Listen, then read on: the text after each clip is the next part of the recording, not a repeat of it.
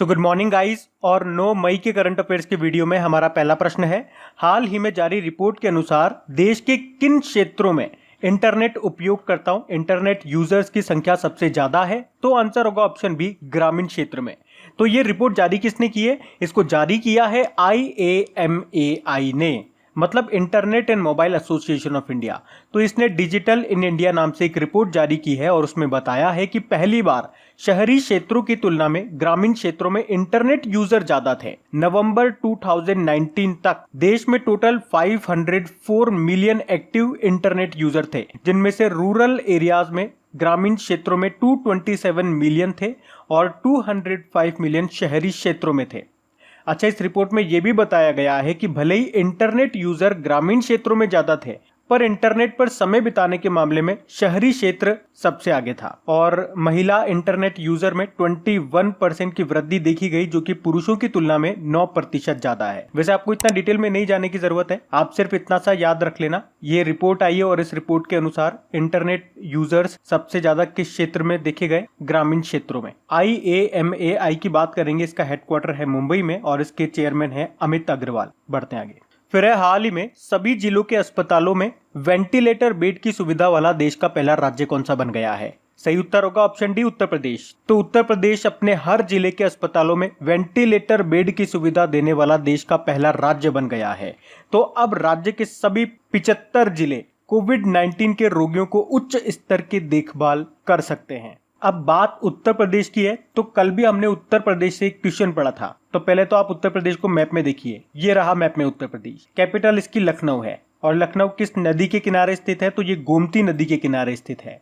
और इस साल का जो 11वां डिफेंस एक्सपो हुआ था, ये भी आपका लखनऊ में हुआ था। और जो हमारे रक्षा मंत्री है राजनाथ सिंह जी, उनका निर्वाचन क्षेत्र भी है लखनऊ। अच्छा, कल क्या क्वेश्चन पढ़ा था लखनऊ से कि लखनऊ ने आयुष कवच कोविड एप्लीकेशन को लॉन्च किया था।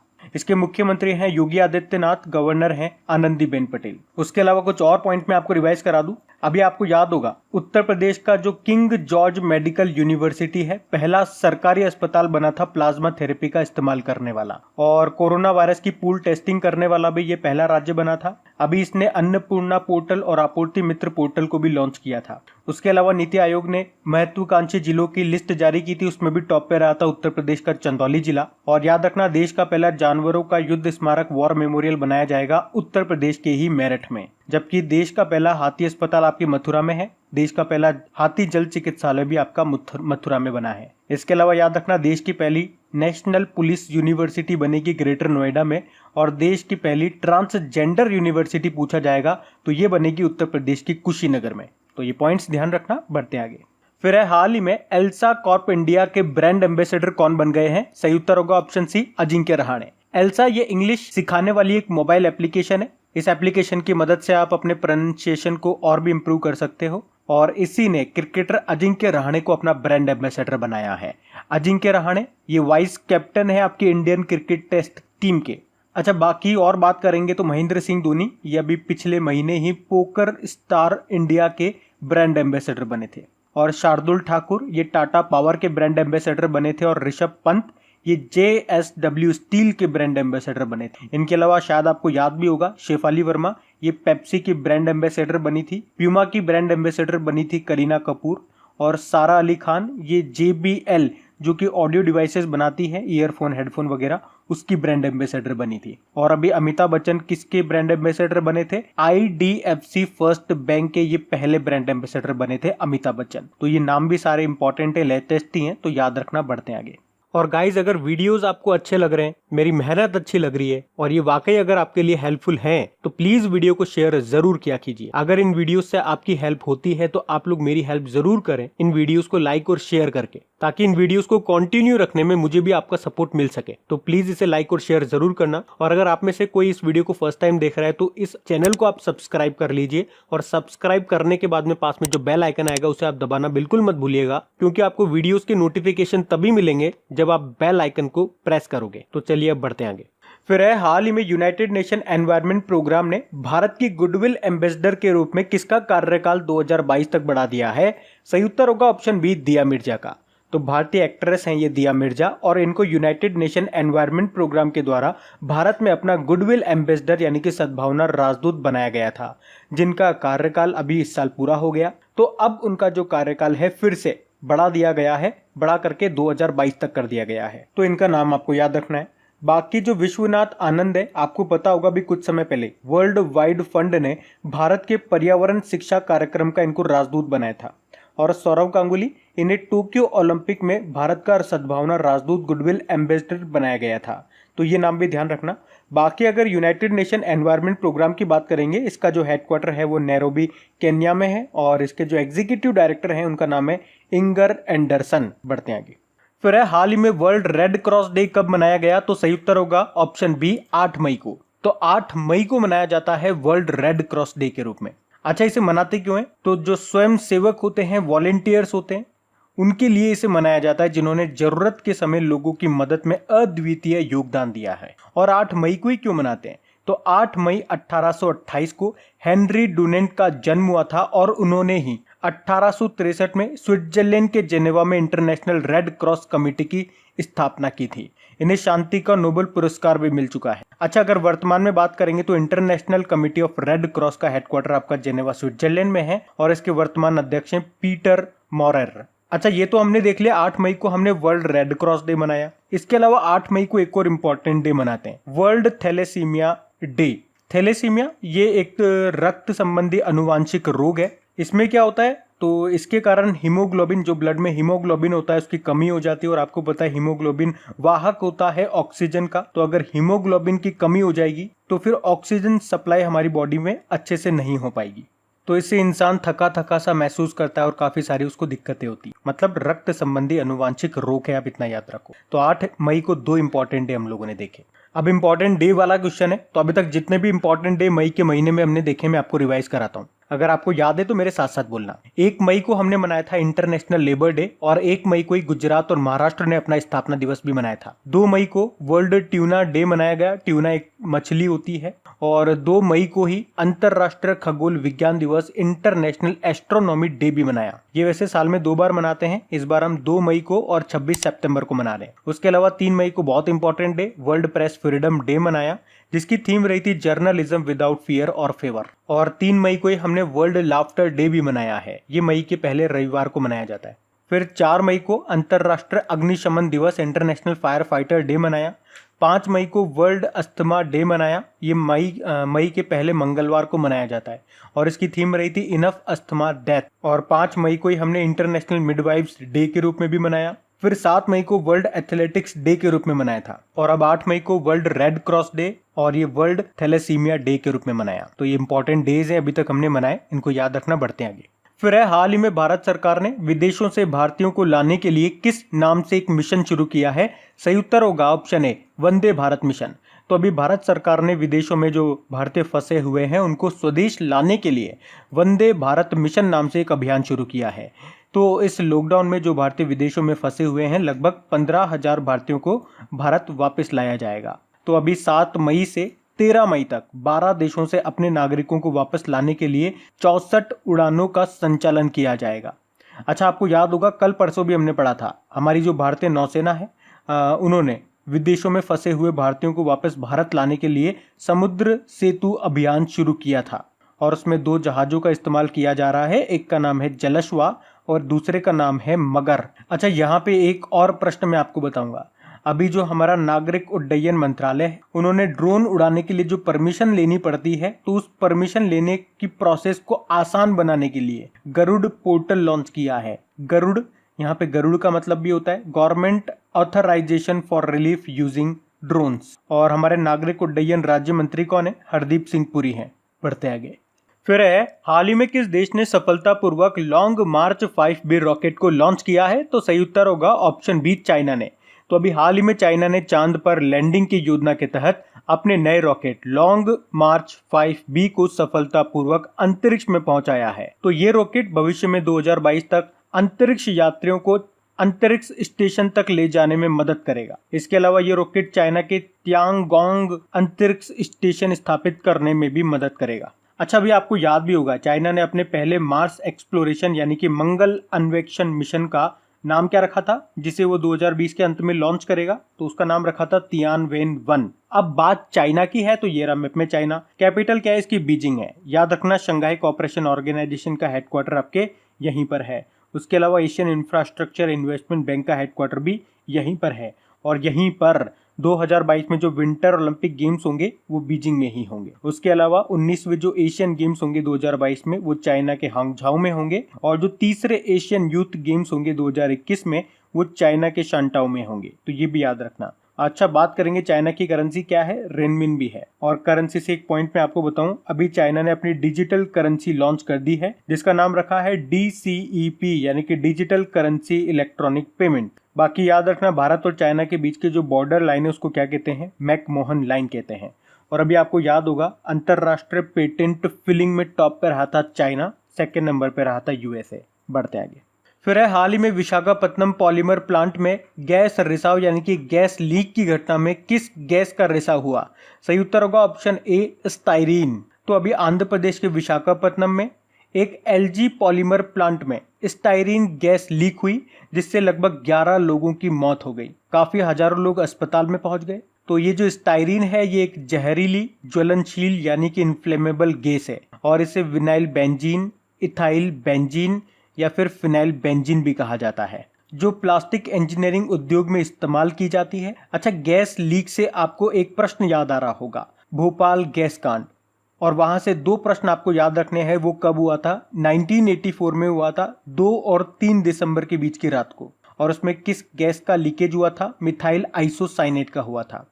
और यहाँ पे ये जो LG पॉलीमर प्लांट है यहाँ से स्टाइरीन नाम की गैस लीक हुई है। अच्छा, LG ये किस देश की कंपनी है? ये साउथ कोरियन कंपनी है। अच्छा, मैं आप लोगों को बता दूं इस टॉपिक के ऊपर 2 से 3 मिनट का एक ऑडियो बनाया था मैंने छोटा सा, कि इसमें से जो गैस लीक हुई है वो कौन सी है, इसे और किन किन नामों से जाना जाता है, इसका इस्तेमाल किन किन चीजों को बनाने में किया जाता है, और अगर मानव इसके कांटेक्ट में आता है इस गैस के तो उस पर क्या प्रभाव पड़ते हैं, और इससे रिलेटेड जो भी पॉइंट्स थे वो सब। तो अगर आपने वो ऑडियो नहीं सुना है तो उसे सुन लेना, खबरी एप्लीकेशन खोलना और वहां पे अपना चैनल सर्च करना। वहां पे अपने सारे ऑडियोज आपको मिल जाएंगे, डेली करंट अफेयर्स वाले, रिवीजन वाले, वीकली वाले, सबका ऑडियो बना करके वहां पे मैं अपलोड कर देता हूं। साथ में जो भी इंपॉर्टेंट टॉपिक्स होते हैं जिन पे मैं वीडियो नहीं बना पाता हूं, क्योंकि वीडियोस बनाने में बहुत टाइम लग जाता है। जितना एक वीडियो को बनाने में टाइम लगेगा उतने में तो 2 या 3 वीडियोज में वहां पे अपलोड कर चुका हूंगा। इसलिए जो भी इंपॉर्टेंट टॉपिक्स होते हैं उनका वीडियो बनाने की जगह मैं ऑडियो बना करके अपलोड कर देता हूं। और ऑडियो सुनने का फायदा भी है कि आप उसे किसी भी समय सुन करके अपना रिवीजन कर सकते हो। तो वहां जाकर के आप ऑडियो सुन लेना और साथ में फॉलो का बटन आएगा, उससे फॉलो के बटन को प्रेस कर देना ताकि जब भी कोई ऑडियो अपलोड होगा उसका नोटिफिकेशन आपको मिल सकेगा। तो अभी हम बढ़ते हैं आगे। फिर है हाल ही में किस राज्य की सरकार ने सरकारी कर्मचारियों की सेवानिवृत्ति आयु यानी कि रिटायरमेंट एज को 58 ईयर से बढ़ा करके 59 ईयर कर दिया है? सही उत्तर होगा ऑप्शन बी तमिलनाडु। तो अभी तमिलनाडु की जो राज्य सरकार है उसने अभी हाल ही में राज्य सरकार के जो कर्मचारी हैं उनके जो रिटायरमेंट एज है उसको 58 ईयर से बढ़ा करके 59 ईयर कर दिया है। अच्छा, डेली अगर आप लोग हमारा करंट अफेयर्स का लेक्चर पढ़ते होंगे तो आपको इससे कुछ, तो आप इस क्वेश्चन से कुछ रिलेट कर पा रहे होंगे, कुछ लिंक कर पा रहे होंगे। अभी कुछ समय पहले ही पंजाब सरकार ने अपने कर्मचारियों की जो रिटायरमेंट एज है उसको 60 ईयर से घटा करके कितना कर दिया था? 58 ईयर कर दिया था। तो वो भी याद रखना।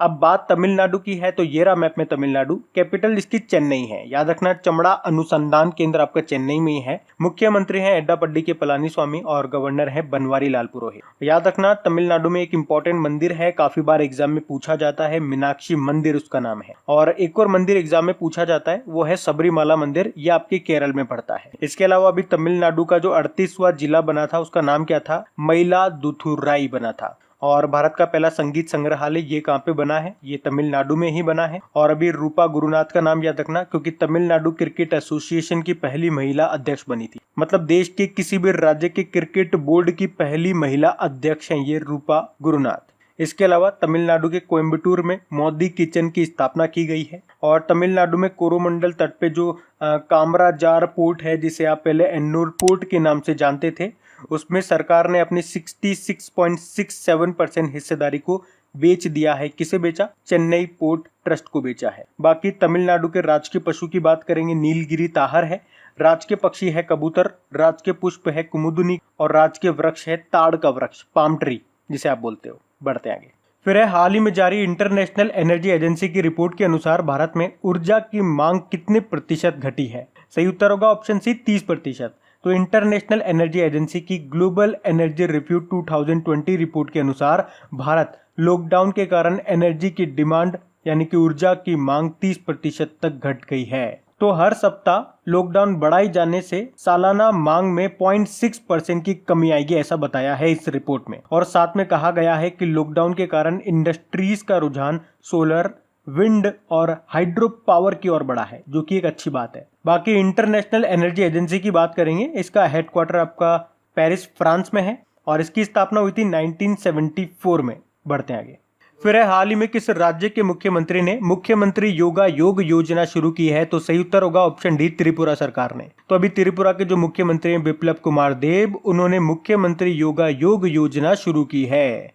अब इसमें क्या होगा? तो इसमें जो कॉलेज, जो यूनिवर्सिटी के फाइनल ईयर के जो स्टूडेंट हैं उनको स्मार्टफोन खरीदने के लिए त्रिपुरा गवर्नमेंट 5,000 रुपए देगी। अब बात त्रिपुरा की है तो ये रहा मैप में त्रिपुरा, कैपिटल इसकी अगरतला है, गवर्नर है रमेश बेस और मुख्यमंत्री है बिप्लब कुमार देब।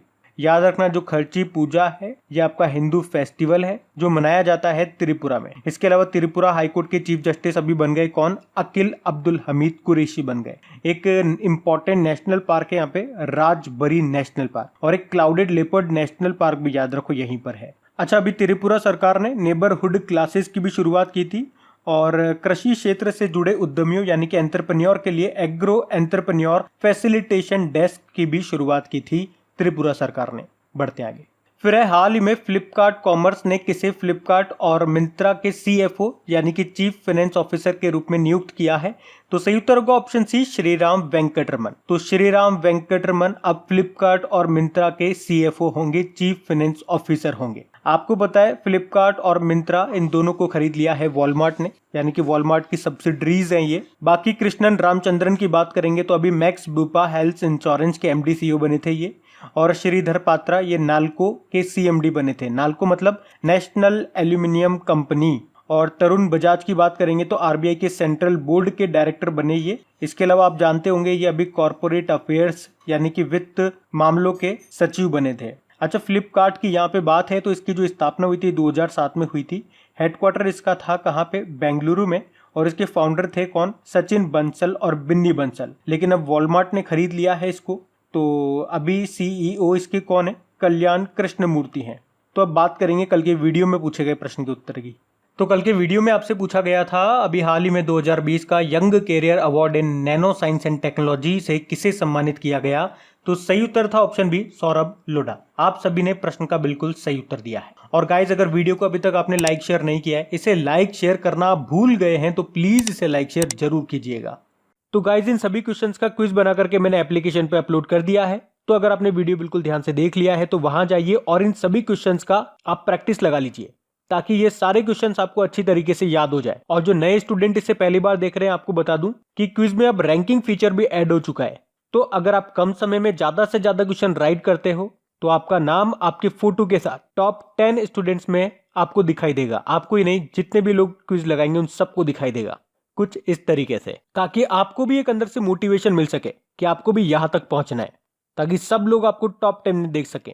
और वैसे भी आप तो आपके इन करंट अफेयर्स का रिवीजन करवाने के लिए मैं इसका ऑडियो भी तैयार कर रहा हूं। तो दिन में 4 से 5 मिनट निकाल करके वो आप ऑडियो सुन लीजिए, ताकि आपका इन करंट अफेयर्स का फिर से रिवीजन हो जाए। क्योंकि आपको पता है चीजों को पढ़ना इंपॉर्टेंट है, लेकिन समय समय पर उनका रिवीजन करना बहुत ज्यादा जरूरी है। रिवीजन नहीं करोगे तो वो सारी चीजें आप भूल जाओगे। तो आप ही के लिए मैं इसका रिवीजन ऑडियो तैयार कर रहा हूँ। तो उस ऑडियो का लिंक मैंने नीचे डिस्क्रिप्शन में दे दिया है, वहां जाकर के आप मुझे फॉलो कर लीजिए। और फॉलो करने के बाद में पास में जो बेल आइकन आएगा आप उसे जरूर दबा लेना, ताकि जब भी मैं ऑडियो अपलोड करूं उसका नोटिफिकेशन आपको मिल सके। और एप्लीकेशन अगर अभी तक आपने डाउनलोड नहीं किए तो उसका लिंक भी आपको नीचे मिल जाएगा। वहीं पे आपको क्विज, वीडियो, PDF सब मिल जाएंगे। तो इस प्रश्न का उत्तर आता है तो कमेंट बॉक्स में जरूर टाइप करिए। चलिए अब मिलते हैं करंट अफेयर्स के रिवीजन वीडियो में। Thank you guys.